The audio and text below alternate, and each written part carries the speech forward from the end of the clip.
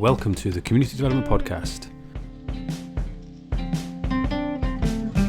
a podcast dedicated to community development practice and approaches, sharing our learning and connecting the workforce. My name is Russell.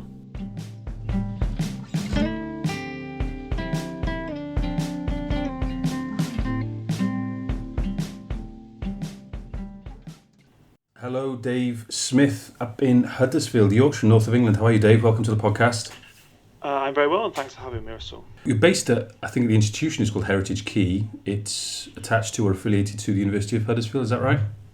Yeah, that's right. Heritage Quay is the archive service for the university. So we are part of the uni, but we've also got a slightly separate public identity. And you and I crossed paths back last autumn in Liverpool, and it was at the annual conference for a CIC, a community interest company called Sporting Heritage. I was there in the capacity of a sort of like a podcaster in residence, just capturing some audio for different people who are taking part and just allowing them to explore and maybe delve a little bit deeper into the content or the presentations that they were talking about or their areas of expertise. And then obviously, via a podcast medium, you can share that with people who aren't present at the conference and maybe drag out a little bit of the legacy. You were there as a presenter, a presentation called Sharing the Rugby League Archive, and my ears pricked up, and cards on the table here, my ears pricked up when you used the term co-production. I tend to have this horrible habit of interrogating and probing and critiquing the use of certain terminologies that we use in community development quite a lot. And I'm not saying that they are ours forever and a day and no one else can use them, but I do tend to find myself critiquing the use of other people when it crops up in those, dare I say, sort of alien environments. And I wasn't expecting to hear about co-production, although there is a lot of talk about community and identities and almost like the tribalism of supporting sort of sports teams, and a lot of that comes up, but maybe not the sort of the typical community development type lexicon. But you used this term co-production, didn't you? I did, yeah, which is probably interesting now when I think back on it, because it's not necessarily a term that I used when I was doing the work, but it's a term that's used in academic circles. So talking at a conference, it felt like it was probably the right term to use for that audience. And that's interesting, picking and choosing the language depending on the audience. I think as well, one of the reasons I'm interested in capturing this for the Community Development Podcast, I think also is that it straddles what Sporting Heritage are trying to do, and they've got a little SoundCloud page where you can find a lot of the podcasts I've recorded, both at that conference but also the preceding year, 2017, when we were just down the road from where you are now. We were in Bradford, and a lot of the same language is used from a very community perspective, but not necessarily from the institutional or the academic or the expert perspective. And as I said, some of you sort of pricked up. Do you want to say a little bit more about what that particular project was looking to achieve? Yeah, of course. So here at Heritage Quay, we're very lucky to look after the Rugby Football League archive. It was one of the first national sporting body archives that got put somewhere to be stored properly, looked after by archivists and made accessible. I came to work here at the university as part of a Heritage Lottery funded project to build a lovely shiny space and to build some audiences around some of our collections. And the Rugby League collection was one of the bigger areas that was of interest, so it was named in our HLF bid to do some work with people who are interested in the history of Rugby League, to run events and activities and share stories. And in the bid, going back to talking about language, some of this programming was supposed to be co-created with the audience. And this was a strand that ran through several of the things that I had to do. Yeah, so I spent about 2.5 years doing activities and working with rugby league fans, historians, anybody that was interested really of helping to do good stuff and try and be experimental and get people in through the door at Heritage Quay and look at collections and meet each other. And I suppose in this context, and break it down and be a bit, maybe overly simplistic about it, but you're the heritage expert, you're the archivist, you're the person that knows how to kind of record and manage and perhaps even store in temperature-controlled environments and the materials. I think I remember you saying in your presentation that you didn't know a huge amount about rugby league, though. I knew absolutely nothing about rugby league, I have to say. So I'm probably a football and cricket fan of anything. But what I am is somewhere in between an archivist and a member of the public. So my role quite often in a professional context is to be, I like to say, it's a professional idiot. So quite often I go and work somewhere and I don't know anything about the topic or the theme that I'm going to be working with. So I've got to learn about it and then tell other people about it. So sometimes that involves sitting and reading a lot of books. But I always feel a much better way of working is to ask the people that do know about it and work with them to then share that knowledge with other people. And this was really true of the rugby league bit of this project, because I knew nothing, and Wikipedia can only tell you so much. Yeah. Rugby league's not a sport I know a huge amount about. Rugby union is the game in Wales where I'm from, and if I'm honest, when I was a kid growing up, rugby league was that game that poached our players, our best players. And I think what's interesting looking back and over time and the professionalisation of rugby union is that the relations have softened a little bit, and actually you begin to see a little bit of the reason why some of the players moved north, to use the parlance, to the north of England, because it provided job security. But what's been fascinating has been there's some programmes around how rugby league was welcoming, far more than rugby union was, frankly, to players of black, ethnic minority, mixed race backgrounds in Cardiff, for example, or in Newport Docks area, for example. And I think the views have sort of softened a little bit. And I think one of the things that's come through with rugby league, and it was in one of the podcasts I recorded in Bradford at the 2017 conference with Professor Tony Collins, I think Professor of Sport History, and he was talking about Speedway and how incredibly close-knit that community of supporters is. And he was talking about how close-knit that was through generations. So grandparents in sports Speedway, so are the children, and so are the grandchildren. And he likened rugby league a little bit to that as well. So I suppose they're the experts then. So you call yourself a professional idiot, which I love as a term, and I think that applies to a more typical, perhaps, community development environment and working experience and practice. They're then bringing if you're the professional idiot, they're the amateur experts. Yeah, something like that. So the way the project worked was that I just sent out a lot of emails to people or phoned people or met people and said, this is my remit, we've got a budget, I don't know anything, would you come and help? Come and meet 4 times a year, be on email, and between us we can work out what the good stories are and how I can then effectively deliver that content to people. But what was quite interesting, I think, over time was that some of those people who were coming to those meetings to talk about how to, what we should do, and also got involved in the delivery of those events as well. So they would speak, they'd bring things along to display, and it became a lot more of a collegiate thing. And obviously over time I learned more, and I did do research, so I kind of became an amateur expert after 2 years, but it was very much drawing on other people's knowledge and expertise.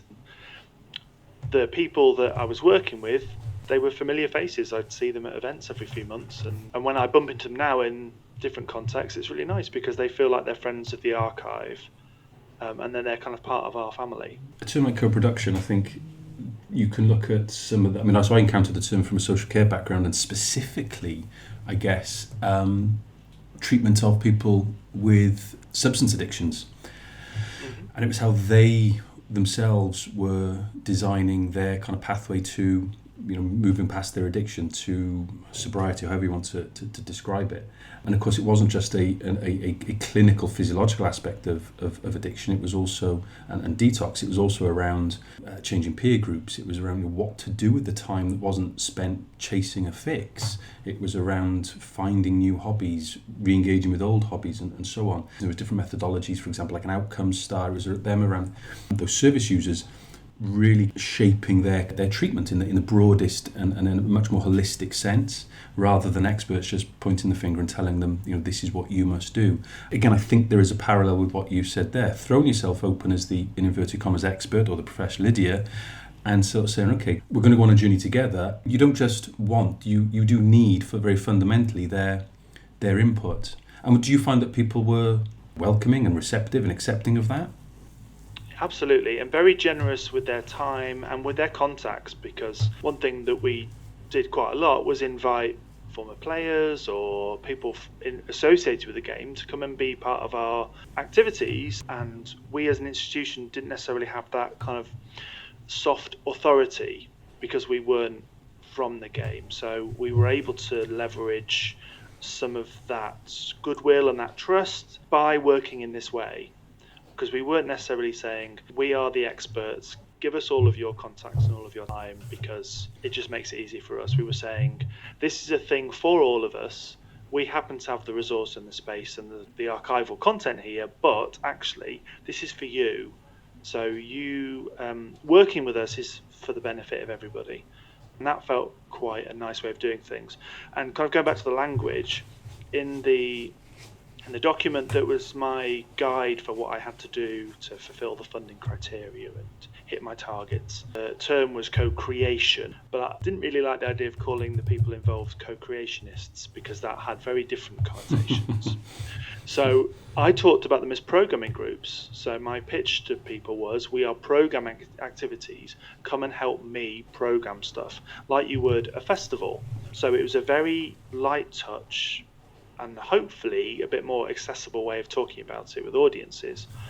But in actuality, there was that element, but also we were quite keen on capacity building as part of that. So we did do some training courses. And rugby league sports history, I think probably quite like a lot of sporting histories, there are lots of people doing it, but they don't necessarily know each other or have an opportunity to meet each other very often. So something I was quite keen on during our meetings where we were planning, but also during the events, was to create a space for a community of like-minded people to meet each other, make connections, and feel like they were part of a community, which they maybe didn't feel like before. And that worked really nicely. People did start to see each other every few months and make some connections. And I hope that long term, if they're interested in project working or making links, they know that person now because we've enabled some of those connections. I'll edit in a klaxon sound, perhaps, because you've used the same capacity building, and again, it's a term that we use a lot, and that's absolutely fine, because I think what you're demonstrating really, really well is how this is a process that involves people from the outset, and that actually it's not just their capacity that's being built, and I guess it's that notion of reciprocity. Then is it your capacity, your understanding is improving. Maybe then institutionally, whether it's university or whether it's Heritage Quay or the collection or whatever, is also then being increased. So the term co-production, I've got the webpage here from the Social Care Institute for Excellence. And again, it's for me, it's what I always tend to go back to when issues of co-production are being discussed, because that's the environment in which I learned, or from which I first learned or first even heard, frankly, the term. And it talks about there not being a single formula for co-production, but being key features. And I quite like this, almost kind of like criteria. It needs to sort of tick these boxes rather than have one wordy and highbrow conceptual definition. And you've touched on a lot of these things already. So people who use services or co-create, Rugby League Archive and Heritage as assets with skills. So you wanted their expertise, you wanted their passion, clearly. Some of these people will probably have quite a forensic knowledge of results and games and seasons and players' appearance records, I'm guessing. There's definitely a strand of that in the sport, yes. Yeah. Break down the barriers between people who use services and professionals. And again, you're talking about creating new spaces. You're talking about, like I said, very much kind of throwing yourself open and saying, right, come on people, come and help me. And I think there's clearly that. Building on people's existing capabilities. Again, it's that knowledge, it's the skills. Did you have anybody, or indeed do you have anybody who might have a sort of a heritage background, or? It was really mixed, actually. So Tony Collins, he was a part of the group. So he was a professional expert to that degree. And also he's got a long association with the game, so had some really good contacts. But then there was also some people working on funded heritage projects based in clubs. A good example of that was Bradford, their project officer there for their community project. She was a really enthusiastic member and really generous with her time and her contacts. And then the other end of that scale was people who were not even necessarily associated with a particular club, but were just really interested and wanted to be involved. So a mix. I did try and reach as many at least professional or semi-professional clubs as possible, partly as a gateway to the expertise then within those clubs. So they were both disseminating information at their end, but also helping us with information at our end. So there also seems to be very much a notion of mutuality in it all, in that there's a lot of people coming together from different perspectives, different backgrounds, different geographies, different localities, but they all have this shared interest in the league and working together to achieve, in this instance, an archive that's interesting and stimulating and respective of the sport and so on. How do you measure the outcomes of this if you're obligated to? Because I guess there's footfall and visitor numbers through to the archive and that sort of thing. But in terms of the actual engagement and the involvement, what did they get out of it as individuals? Was that sort of stuff that was being tracked? So there was 3 of these programming groups across the project. There was also a music group and a local history group. And we did do some evaluation at the end of the project with some of those people. Probably there were less rugby league responders than some of the other programming groups. So there's a bit less data to work with. And I think some of that is as a result that some of the people involved had moved on to other positions, or they weren't able to come to the event that we organised where we did some of that evaluation work. But what you can track from our qualitative data all the way through, from event attendances, from some of that feedback process, is that one of the key things was that sense of community, and also a sense that Heritage Quay was a space that they were very comfortable coming to. I think like a lot of university campuses, and we are a campus university here, everything is in one space. People can feel reluctant to come onto campus and feel like they've got permission to come in. One of the achievements for me is for those people who will also be interested in coming and look at the archive for their own research, that they were able to feel like it was a place for them. And 1 or 2 people have been in touch since the project finished, just asking for a bit of advice because they're doing something and there's an archival dimension to it, and they know we're really good people to ask advice for. We're not strangers at the other end of the phone, we're friendly faces that they know really well, and that's been a really positive thing for us. I think that we're seen as being a part of that community going forward into the future. I think you've touched on another example of the reciprocity there. Also, I think, again, one of the other things that this Social Care Institute for Excellence talks about in terms of co-production is this notion that the people themselves, so rather than be defined as service users or rugby league fans or visitors to a heritage collection or an archive, is that they become agents for change themselves. So if they're now going on and doing other things, if they're now maybe collecting more or interrogating their own club's preservation and retention of materials and programs or whatever it might be, then they themselves have moved on and they've had something out of the experience. I think that's absolutely key. So it's great to hear that people are still getting back in touch. And I absolutely agree with your point around people need to feel that they can enter spaces, they can participate in particular spaces, particularly in, I think, with a lot of, again, certainly traditionally working class communities, a lot of these public spaces where there was no expectation to pay, there was no fee levied to use, there were no very strict conditions to use, libraries even. A lot of these are now declining. And they're less available, there's fewer of them, or fees are now beginning to be levied. And I think it's really key for spaces just where people can come, where maybe hierarchies and based on maybe levels of professionalism or educational attainment or titles or letters after your name don't really matter within an archive environment. And this is something that's come through very much loud and clear through both of the sports and heritage conferences I've been to, is that they are very, very non-hierarchical. There's a much more of a principle of sort of egalitarianism in them, is that, well, we're all interested in this sport or this club or whatever it might be, and I think that's really, really key. So it's great that you've mentioned that. Yeah, I think there's probably a tension in my mind looking back on the work, because what we didn't necessarily do was attract a really vast audience of modern day rugby league fans who are interested in the history of the game. We never quite got that audience. I think part of that is the short-termism that's involved in being a sporting fan. You're always more interested in the last result and the next result than you are in a result from 70 years ago. But I think the benefit of that was that the attenders here tended to be those either co-producers that we were already working with, or they were part of a wider network. So actually that sense of community was able to develop quite well because people were seeing each other semi-regularly in our context, and in a context share their knowledge and expertise as well as just looking at the nice archives. So although I would have loved another 2,000 people to come to my events over 2 years, we might have been a bit full. Actually, in terms of the co-production side, it was great to have those people and a kind of wider set who were all here.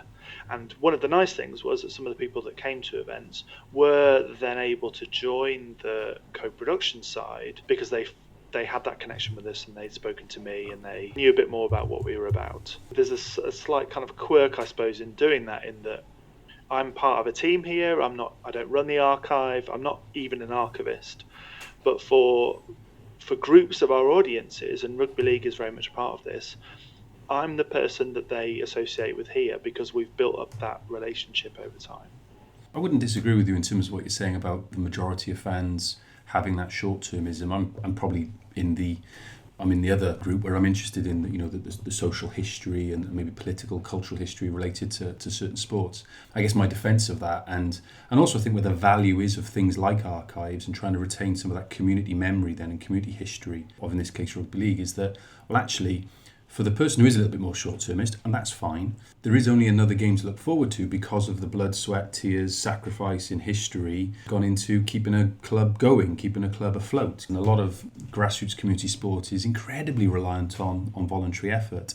And I guess things like archives and heritage collections, they allow the opportunity, should someone be interested, even if they aren't now, they will maybe in one day, to just cast a light on some of that. And I think there's a parallel there again with the last podcast we did here with Moses Dixon over in State University of New York, where he was talking about historically black colleges and universities. For him, it very much came through is that the history and the origins of these institutions is absolutely critical and incredibly relevant to today. The fact that there is a university that serves almost exclusively black Afro-Caribbean community is because people sacrificed and made a huge amount of effort and engaged politically to get them set up in the first place. People didn't want these universities, and I think it's important to recognise, I think anyway, and people can pick and choose and have other views, of course, that history, that heritage is kept. And by the sounds of it, that's what you've been able to support people in in the rugby league community to do. So all credit to you. Absolutely, and I think there's a big group out there of people who are very passionate about this, and it's brilliant because they are keeping those stories alive, particularly ones which are out of living memory. I think that's really important, and they are proactively doing that work in their context, which is really good. So if we were able to help them do that, to give them new ideas or a little bit of reassurance of how they're doing things or some guidance on how they were doing things, or just those connections if they could ask somebody else who's done it before, then I'd be proud of that achievement. And therein lies some of the capacity building then that has happened. You've mentioned a couple of tensions. I think there's sometimes a desire to portray some of this work in a very linear fashion. This idea, we kind of got the funding, we got a few people together, we got started, we did stuff, we finished, we celebrated, we moved on. And I think it's not always that linear. There's often some sort of tensions and things kind of crop up. I mean, did you find much of that? Oh, absolutely. I think all of the programming groups, we did stuff that worked, we did stuff that didn't. I organised meetings where it was me and one other person in the room because everybody was busy, and that probably increased over time, so there was a lot more email dialogue than people sitting in a room having a conversation. But that's kind of probably all to be expected, I think. It didn't necessarily detract from the successes that we had. One of the other tensions for me is always, although I can be a professional idiot in the context of the knowledge about a collection or about a place or a time, at least until I learn it, I do have expertise in the doing of the things, and that relationship, which is trying to encourage people putting on events and the kind of events that can be done, whilst also honouring their interest in the history, that can be difficult, I think. And that's not confined to this part of the co-production work. I think that's across all community development, heritage work. It's happened in lots of my previous roles. finding that balance between giving people support to do really great stuff without forcing them to do what you want them to do. That's one of those hard areas, I think.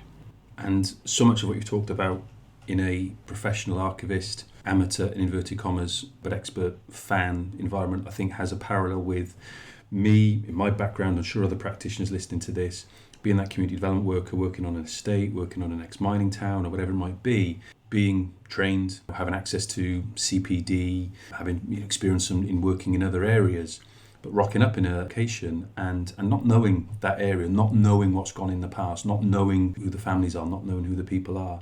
It is inherently tense. And I think, not inherently tense, there are inherent tensions in that, and it will be a rocky road. And I think it's just really key to just recognise that that's how it's going to be. And I think funders get that now. I'm not sure they always did. The podcast we did with John Rose from the Big Lottery in Wales back last year, but 4 or 5 podcasts ago, he very much recognised that, and that learning and that understanding is very much ingrained and inherent, or certainly increasingly so, within how they not just award grants, but then how they monitor them and how they stay engaged with applicants and indeed potential applicants, because the relationship and the dialogue starts before application.